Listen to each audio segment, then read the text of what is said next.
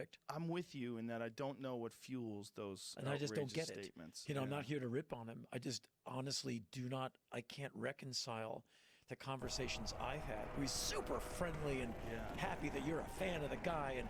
And then you watch some things he says, on some stage, and you're like, wow, that just bummed out my whole evening. Like that's like, okay, like that's you. It's the First Amendment. Go do your thing. But like, wow, there's currency in that, though. I really think that getting that charge out and saying that outrageous thing, it keeps the ball rolling in some way. Well, it's not a ball I want to roll, though. I don't want to roll that ball either. It just doesn't seem sustainable. Speaking of sustainable, I know you have a Showtime special coming out tomorrow night. Wow, that was a great segue. It's pretty good, right? That was a should be on radio, segue. dude. Yeah. I should get a real radio show. Joe Non Sequitur Rogan. Rip it on Ted Nugent. I don't know where we're going. I like Ted. Yeah, so do I. Showtime special tomorrow. Friday, what's tomorrow? The 11th? The 10th. The 10th, sorry. Friday, August 10th, 10 p.m. East Coast, West Coast, Showtime. It's called Keep Talking, Pal. And so there it is. 10 seconds on that. They said, what are you going to name it? And I said, Keep Talking, Pal. They go, what does that mean? It's how you talk yourself in and out of trouble. Like you're about to get punched out. Like, keep talking, pal. Like if you don't get a laugh, you're not getting out of this bar. And that's kind of how I came into talking shows. Was being as a young guy, skinny, on Ritalin, not a good fighter at all. Just not into it. And the local bully, I've said something snarky or funny, and all of a sudden he's got me by the scruff of my shirt, fist in my face. And the only thing you can do is like imitate him so much that everyone else laughs, and like he has to drop you because he's now like drop your collar, not your body, because you're now making him laugh. And so when in doubt, keep talking, pal. And the fact that I have a quote comedy special on Showtime is so unlikely from some guy from the minimum wage working world. I don't believe it myself. And so they said, what are you going to call it? And a lot of these, people, they have a lot of confidence. Like I'm going to call it like Destruction. Me and my mighty wang take to the stage. Like, I don't have any of that. So keep talking, pal, because I know I'm really not supposed to do that. So. How did you do your first show? Like, what made you do your first talking show? $5.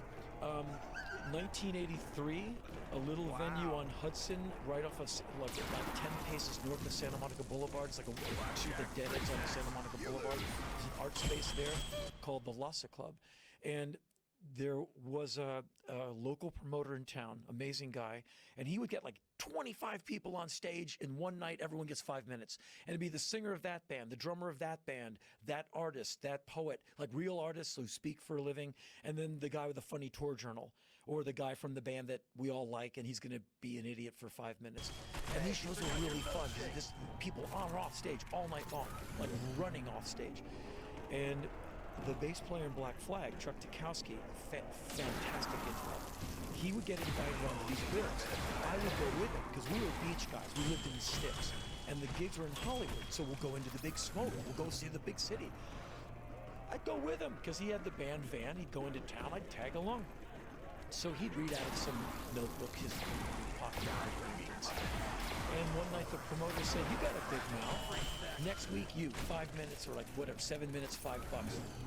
All I could think of was the $5 and like what I could, because we were starving, as any band was. And so the next show, I got on stage with Lhasa, told a story about what had happened at band practice the day before, where a white supremacist in a car tried to run over our guitar player because we had brown-skinned people at our band practice. And so he accused our guitar player of being a thief lover and tried to run him over on his way to the liquor store to get some orange juice. So our guitar player comes back a little shaken. I nearly got run over by a neo-Nazi, and let's go back to practice. And so for us, that was his Tuesday in the life of Black Flag. For an audience, like, your jaws hit the ground. And then I read something I'd written. Well, my 5 minutes are up or whatever it was, and I left the stage. And it felt right. I felt like a fish dropped into water for the first time. Like, hey, I'm a fish.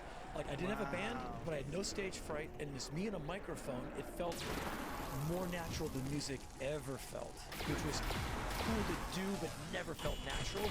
Just felt like this thing is in me, it's got to come out. I'm serving a monster. Where the talking show's like, yeah, this is me. And after the show, people came up and said, "When's your next show?" I said, "Well, I'm leaving on tour." They go, "No, when you're just talking."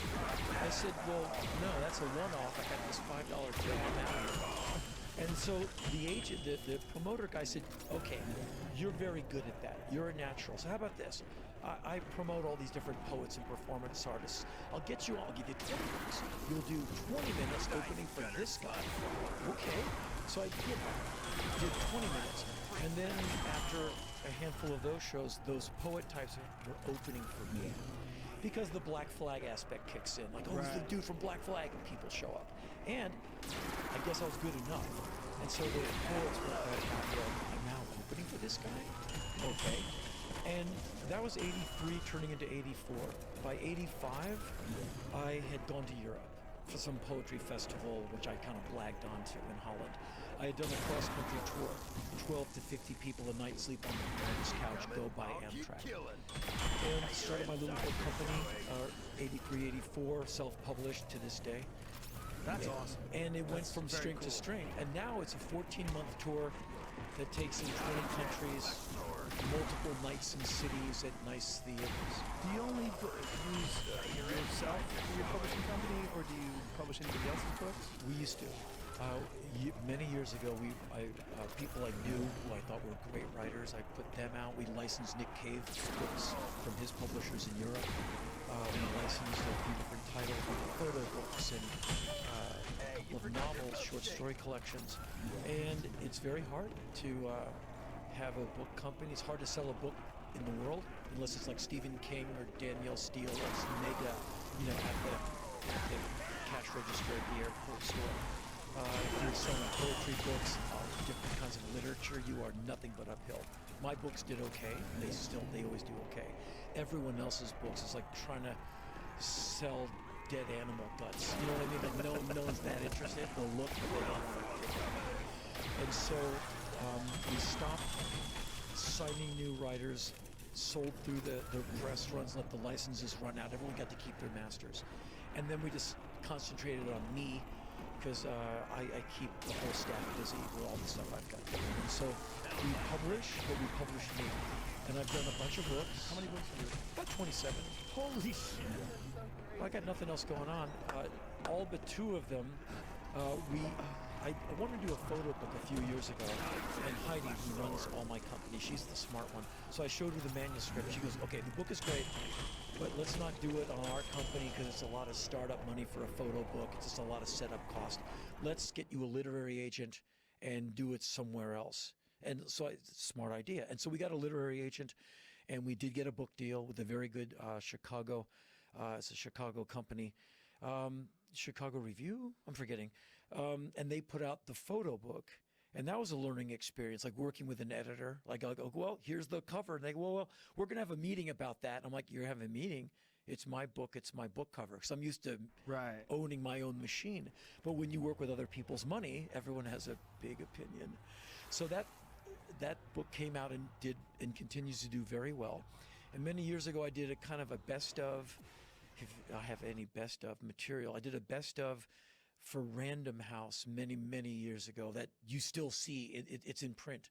And that's a lot of people's first book of mine because it's in stores. We pulled my company's books out of circulation because of Amazon, because they can actually sell it cheaper than we can, because they don't mind making 5 cents on a book because they're selling 80 billion books a second.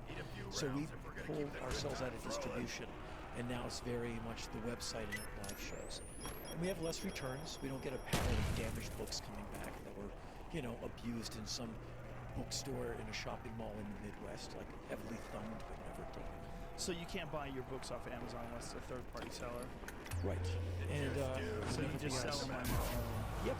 And you might not sell as many, but you don't get 1,100 returns. You get 1,100 returns? Well, you know what I mean?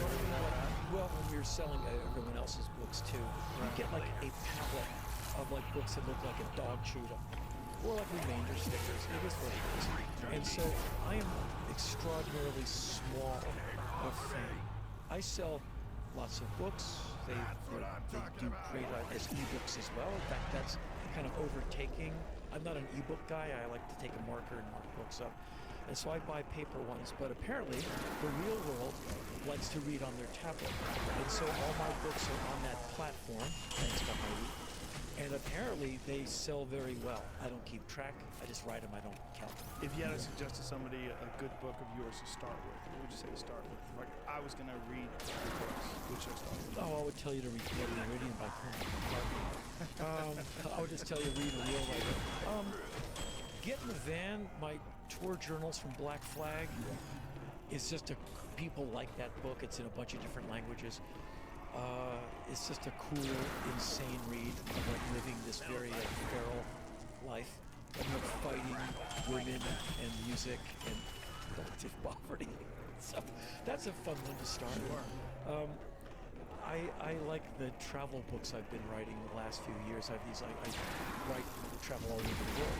And so I write these books from these places, like from a ship in Antarctica, from a tent in the deserts of Timbuktu. And those travel books I like quite a bit. And A Dull Roar, they always have an off or a at the beginning. Baron Roar, I'll have to come up with the rest of them. Your manic dedication to work is very inspiring.